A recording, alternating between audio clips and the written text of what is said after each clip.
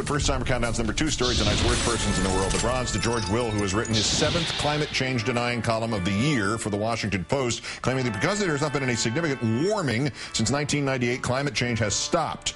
The folks at Think Progress wrote last Friday that this was like looking at the only the last 10 days of the baseball season to decide who had won the pennant. Their quote, "By this logic, we'd have to conclude that the Toronto Blue Jays just clinched the AL East Division title. After all, they've won 6 games in a row and are 9-1 in their last 10 games, while the New York Yankees lost their last game and are only 7-3. Think Progress contacted the noted baseball historian, Mr. Will, for his response, which was, quote, "You don't seem to understand baseball. The Blue Jays are not even in contention." Yes, that's the point. They're not even in contention. Forget it. Look at me. I'm arguing with a super intelligent garbage compactor. Runner-up boss Limbaugh, once again reducing the world to cliches he and dumb people like him can easily understand. The subject this time, the Olympic vote.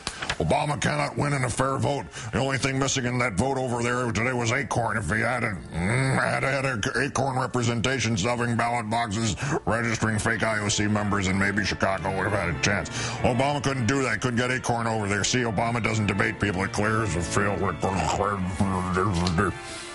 You know anything about the Olympics, about the fact that the International Olympic Committee and the U.S. Olympic Committee have had more disputes between them than, say, we do with Fox News? That we may not see the U.S. get the games again in our lifetime over fights about TV rights and marketing fees that would still be there even if Lyndon LaRouche were president? I'm tempted to ask you, sir, not to talk about things you don't understand, but if I did that, your show would be 3 hours of silence. But our winner, Congressman Paul Brown of Georgia, at a town hall, a man from Athens, Georgia, said he had tried to kill himself. He was then diagnosed with major depressive disorder and prescribed medicine, in which he went into $1,700 worth of debt before he had to stop buying it. For the last 2 years, I've lived in misery because I can't afford insurance for this disease I've been diagnosed with. So I just want to share what it's actually like here. Thank you.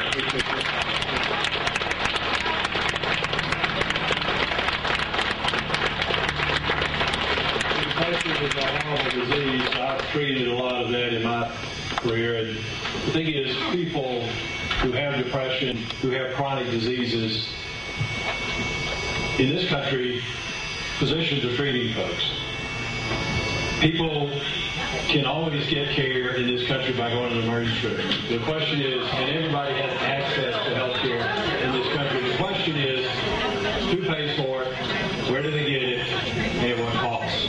Going to the emergency room is the most expensive way of trying to deliver health care. And it's the least efficient. Emergency room treatment for depression, like 2 aspirin for cancer. Congressman Brown is, by the way, according to his resume, a doctor. A, I fear for his patients. B, damn it, I want to see his diploma. Congressman Dr. Paul Hippocratic Oath, what? Hippocratic Oath Brown, today's worst person in the world.